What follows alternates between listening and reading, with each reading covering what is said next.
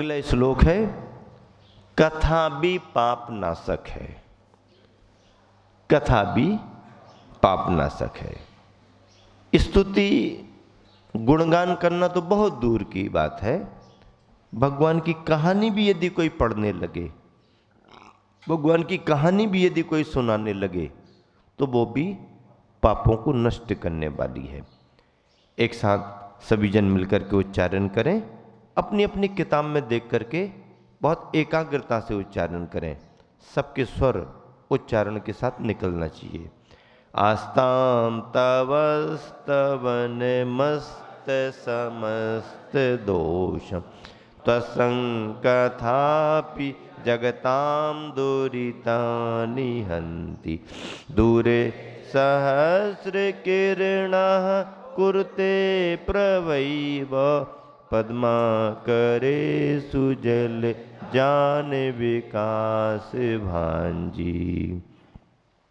आस्ताम तब स्तवन मस्त समस्त दोषम त्वसंकथा भी जगताम दुरितानि हन्ति दूरे सहस्र किरणा कुरुते प्रभैव पद्माकरेषु जलजानी विकास भांजी।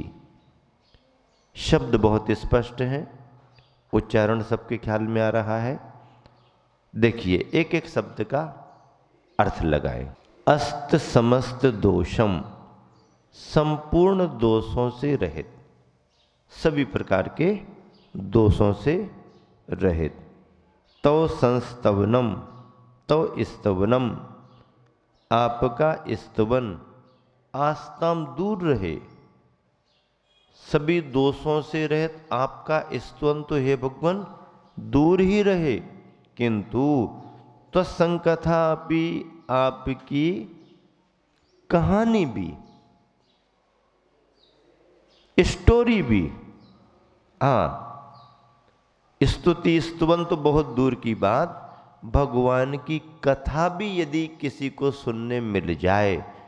आदिनाथ प्रभु का इस नगर में जन्म हुआ, उनके माता पिता ये थे, नगर में ऐसा ऐसा उनका समय बीता, राजपाट ऐसा रहा, फिर दीक्षा ली, केवल ज्ञान पाके समोसरण उपदेश निर्वाण, इतना भी यदि किसी को सुनने मिल जाए। महावीर भगवान, कुंडपुर नगरी, महाराजा सिद्धार्थ, प्रिकारिणी माँ त्रिशला, ऐसा करके इतना सुनने को भी मिल जाए। फिर 30 बरस कैसे बिताए घर में कुमार अवस्था में, फिर वैराग्य पाकर मुनि दीक्षा लेकर के महावीर 12 बरस तक तपस्या कैसे किए, आहार विहार कैसे किया, फिर केवल ज्ञान पाकर के समोसरण में कैसे उपदेश दिया, फिर पावापुर जाकर के मोक्ष कैसे पाया, इतना भी यदि किसी को सुनने मिल गया तो भी यह कथा उसके पापों का नाश कराने वाली है। इतनी कथा भी, महावीर भगवान की जय भी यदि किसी ने कह दिया, महावीर भगवान पावापुरी से मोक्ष गए, इतना भी किसी को सुनने मिल गया, तो समझो जन्म जन्म के संचित पाप, जैसे अंजुरी में पानी भरा हो, टपकता जाता है, टपकता जाता है, टपकता जाता है, देखते ही देखते अंजुरी खाली हो जाती है। कोई ज़्यादा प्रयास नहीं करना पड़ता, पर भक्ति होना। जिनेंद्र भगवान को याद करके आप किसी से भी मोबाइल पर बात करो, कोई भी आपसे बात करता है, जय जिनेंद्र से शुरुआत करो। हाँ जय जिनेंद्र, अपनी समाज में करते हैं, दूसरे से कैसे करें? क्यों? कोई भी समाज हो, कोई अपशब्द तो नहीं है ना, वो तो एक पर्टिकुलर समाज का शब्द है। सुनते ही साथ तो उसको मालूम चलेगा कि जैन साहब से बात हो रही है, अपने आप परिचय देने की जरूरत नहीं पड़ेगी। जय जिनेंद्र कहो, प्रयोग करो, प्रयोगवादी बनो। मोबाइल का उपयोग कर रहे करो, लेकिन किसी से भी बात करो, किसी का भी फोन अटेंड करो, जय जिनेंद्र करो, आपको बहुत अच्छा लगेगा, आपकी पहचान बनने लगेगी। आपने यदि अपनी पहचान नहीं बनाई तो आप कुछ नहीं कर पाओगे।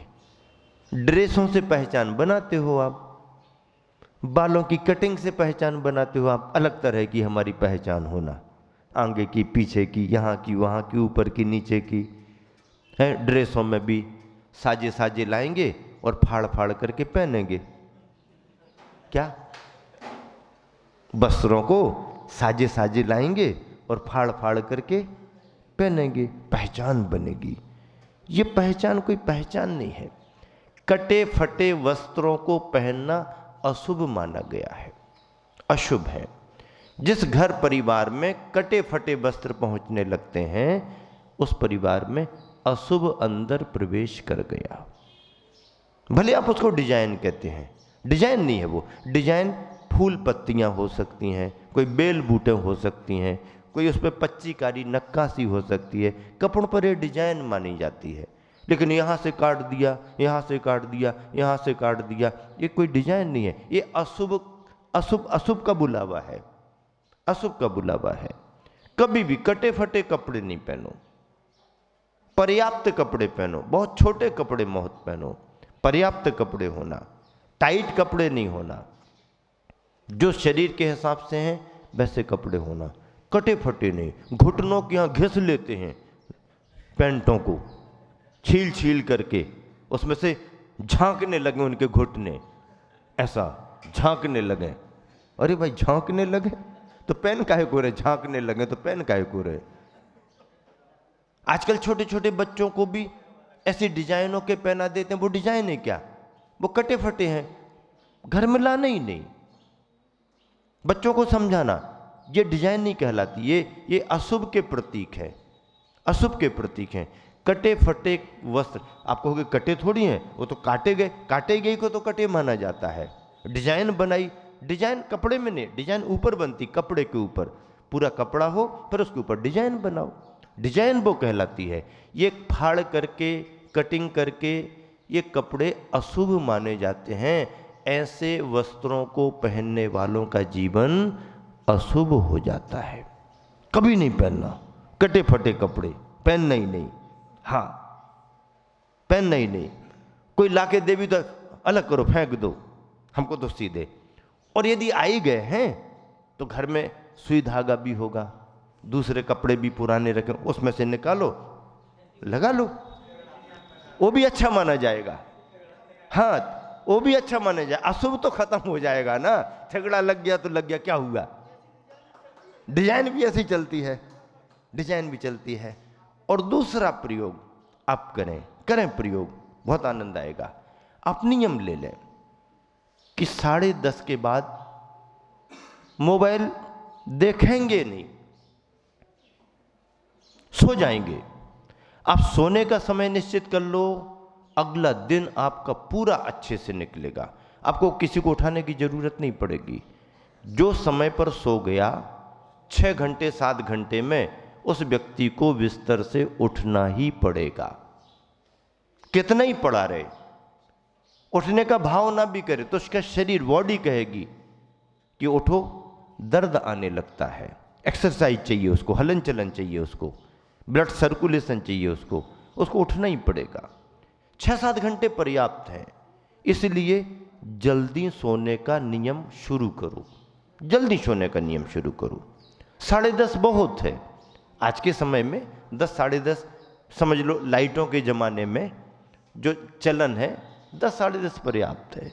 11 तक जाने ही नहीं। 11 बजे भी यदि कोई सोया तो भी वह 6-7 बजे उठ सकता है, बिना अलार्म के और बिना किसी परेशानी के। लंबे समय तक उसकी दिनचर्या 7 बजे उठने की बन सकती है यदि वो 11 बजे के अंदर अंदर सोया। 10:30 बजे जो सो गया वो 6:30 पर उठ सकता है। 10 बजे जो सो गया वो 6 बजे उठ सकता है। बहुत बड़े बड़े विचारक, बहुत बड़े बड़े बुद्धिमान, टाइम बिल्कुल निश्चित, सोने का टाइम, उठने का टाइम, दिनचर्या।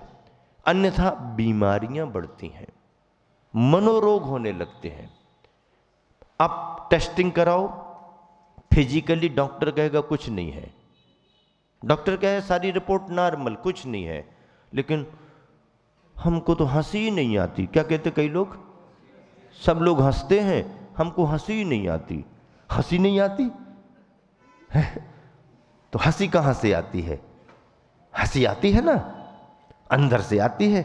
आपका टाइम टेबल ठीक होगा, हंसी आएगी। हमें भूख ही नहीं लगती, हमें आंखों में जलन होती है। हमको तो शुरू से ही चश्मा लग गया। चश्मा शुरू से ही, मतलब जन्म से ही चश्मा लेके आए क्या? शुरू से ही चश्मा। खूब टीवी देखो, खूब मोबाइल व्हाट्सएप चेक करो, 2-2 3-3 घंटे, जबकि उसको खुद मालूम है कि हमारे उपयोग की सामग्री जो उसके लिए आवश्यक है 10, 5, 15 मिनट की ही मिलेगी। लेकिन सारी दुनिया में कहाँ क्या हुआ, किसने क्या क्या डाला, जमाने भर का लोड लिए, जैसे इन्हीं पर पूरा दारो मदार हो। ये व्हाट्सएप चेक ना करें पूरे तो पता नहीं दुनिया में क्या हो। जमाने भर की चिंता को लेके अंगुलियां खराब होने लगती हैं। छोटे बच्चों की अंगुलियां खराब होने लगती हैं, अंगुलियों में ताकत नहीं रहती है, भूख नहीं लगती है, मुरझाए हुए से बच्चे हो जाते हैं, दौड़ना नहीं बनता है, घर में दब्बू प्रकृति के बने बने मोबाइल में लगे रहते हैं, एक दूसरे से बातचीत करना छूट जाती है। घर में कभी कोई रिश्तेदारी में एक साथ मेहमान बैठे हों तो 5-10 मिनट तो बात कर लेते, फिर वो अपने अपने, वो वहाँ बैठा कुर्सी पर, वो वहाँ बैठा, तो काय को बुद्धू बाक्से से बैठे हो आमने सामने बुद्धू बाक्से से आमने सामने बैठे, जय जिनेंद्र जोहार के अलावा सब अपने अपने में लगे। रस खत्म हो रहा, जीवन का जो रस होना चाहिए वो खत्म होता जा रहा, मशीनों में अपना उपयोग लग गया। इसलिए मोबाइल का बहुत ज़्यादा उपयोग स्वास्थ्य के लिए हानिकारक है, मन का विघात करने वाला है, मन के उत्साह को समाप्त करने वाला है, शरीर को कमज़ोर बनाने वाला है, मनोरोग पैदा करने वाला है और निराशाओं में ले जाने वाला है। आप लिख करके रखना, जिन वाणी के सामने शास्त्र की गद्दी से बात की जा रही है, यहाँ वहाँ की बात नहीं है, अनुभव सिद्ध बात है। साधन सर्वथा फेंक दो ऐसा नहीं, साधन तुम्हारा है, उपयोग करो। आपका साधन है, उसके फायदे भी हैं, उपयोग भी है, लेकिन उसके इतने आदी नहीं होना कि खाना पीना छूट जाए, नींद हमारी बिगड़ जाए, शरीर पर विपरीत प्रभाव पड़ने लगे। इन बुराइयों से बचना। एक मोबाइल कितने समय तक कितना देखना एक बात, और दूसरी बात, रात्रि उठने की चिंता आप करो मत। हमारी नींद नहीं खुलती, नींद नहीं, ये गाना बंद कर दो। आप तो सोने का समय निश्चित कर लो। आप यदि 10, साढ़े 10, 11 के अंदर सो गए अपने अभ्यास के अनुसार, इमरजेंसी कभी कभार कोई काम रहते हैं, रात भर भी जागना पड़े, इमरजेंसी बात अलग, रूटीन नहीं होना। और यदि 10 से 11 के बीच में यदि कोई सोने लगा तो सैकड़ों बीमारियां उसकी अपने आप बिना दवाई खाए, और जो भी भोजन करेगा वो भोजन उसके शरीर में लगेगा, वो भोजन उसको फायदा करेगा। ये एक व्यवहारिक संदेश प्रसंग प्राप्त आप सबको दिया। चलिएगा, कथा भी पापनाशक है और उसी में ये कहा गया, तो संकता भी जगताम दुरितानि हंति, जगत के जीवों के पापों को नष्ट करती है। सहस्रकृणा सूर्य दूरे अस्ति, दूर रहता है, सूर्य कहाँ रहता है? दूर रहता है, पर उसकी प्रभा ही उसकी किरणें ही पद्मा करेशु, तालाबों में जल जानी कमलों को विकास भांजी कुरुते विकसित कर देती हैं।